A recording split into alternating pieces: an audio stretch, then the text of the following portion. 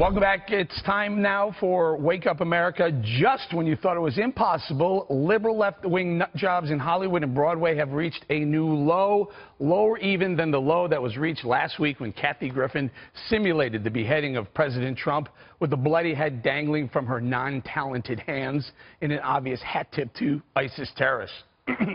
Now a production of the Shakespearean play Julius Caesar went lower with a horrifying and tasteless scene. In the Shakespearean play Julius Caesar is assassinated. In the Shakespeare in the Park adaptation, President Trump is assassinated. The Trump character is stabbed repeatedly over and over, hundreds of times, blood flying everywhere, cast members trying to rip the president apart. Multiple assassins take turns stabbing a dying president. Now, we highlighted this disgusting scene, and the sponsors reacted swiftly. Delta Airlines is Julius Caesar's largest sponsor. They pulled out of funding for the production. Bank of America followed as well, because this isn't art, this is just disgusting. Now, that's my opinion, but apparently not the opinion of the New York Times, who vowed to remain as sponsors of the play, as well as Time Warner, who will also remain as sponsors. Unbelievably, CNN host Fareed Zakaria just called the Trump assassination play a, quote, masterpiece. No New York Times, Time Warner, or CNN. It's not art, it's not free speech, and certainly not a masterpiece. It's just plain hate. But I do remember something far less hate-filled happening in 2013. There was a rodeo clown who wore an Obama mask in the ring. He tried to have fun at the then-president's expense, but you left-wing media hypocrites went apoplectic. That rodeo clown was fired over your outrage at such a display of disrespect for a seated president. Well, lefties, apply that same outrage to the folks at Julius Caesar. I dare you. You would be demanding that play be shut down. Or, more predictably, you'll defend the play as artistic expression and expose the ominous undercarriage of the liberal media, which is loaded with hypocrisy and devoid of American values. All right, now I'm going to give my free speech advocate on my left, screen right, a shot at this. Am I too harsh on the liberal media for not speaking up about this play? I think that they lost two sponsors, and I think that that's not hard to see why when you're talking about what's going to be socially acceptable. When you start to involve something where there's the depiction of the assassination of a president, a lot of times that's going to be unpopular and you will face consequences. However, those consequences have to come from outside of the law. In a free society, this is free speech. In order for it to not be free speech, it'd have to be a direct threat. It's obviously a fictional play is obviously not a direct threat. And Karen, I'm glad you point that out. Is free speech as well. Absolutely, and I'd like to point out that I'm not against free speech, hate speech. I'm against boycotts, but in this case, this whole monologue was about the hypocrisy coming from the left.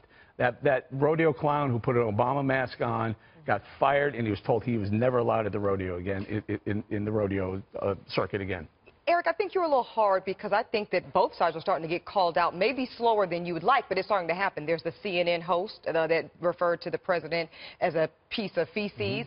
Out quick, also a CNN host. So, and as Kat said, this particular play losing both Delta and I believe Bank of America as sponsors. So I do think people are starting to see that there is a free speech, absolutely. We all agree with that. But free speech isn't necessarily free. There's a consequence that comes along with voicing your opinion when certain people take issue with it. Yeah, and Keisha, the word fire is not necessarily, it's free speech. You can yell fire whenever you want unless you're going to put people at danger. Right. Some people are acting on these impulses of depiction of a president being assassinated or beheaded. Well, I personally think that people need to lighten up a bit, and I understand that it could be perceived as disrespectful, but it's a play. Isn't that what acting's all about? I don't feel that this should be taken to the extent of, you know, they still have tons of other sponsors. The difference is this play has been going on, Keisha, for a long time, Shakespeare in the Park.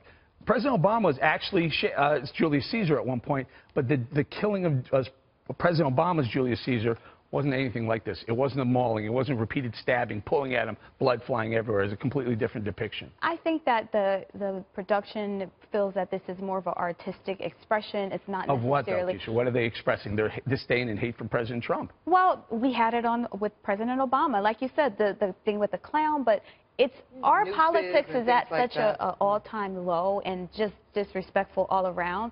But I think in these situations, we can't necessarily say that it's just outright trying to make a threat to the president. Okay, let me ask you this, Ethan. Is it my calling out of the left? I'm pointing out that they were apoplectic about that rodeo clown, and all he did was wear an Obama mask in a rodeo ring. He wasn't killed. Nothing bad happened to him. He just wore the mask. Meanwhile, President Trump here in this depiction is destroyed, is mauled, is pulled apart. Yeah, I'm also not pleased with that adaptation. I mean, art is in the eye of the beholder, so they have the artistic free right to do that.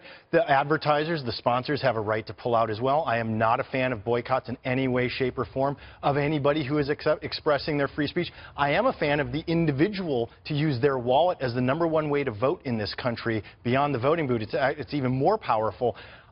I want the violence. I want that stuff to end and dial it back. This is back to what we were talking about a little bit ago.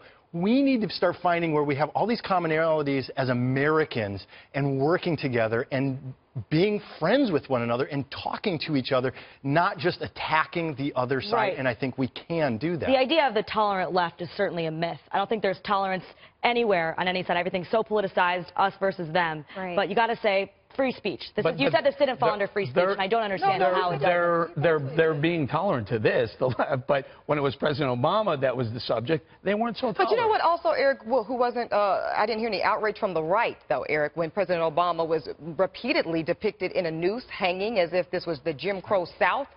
So, again, I think consistency on the issue becomes very important. But that's what I'm looking for. I'm looking for the consistency. Both are wrong, right. and we would call that out, and I would be the first to call that out as well. But I agree with Ebony.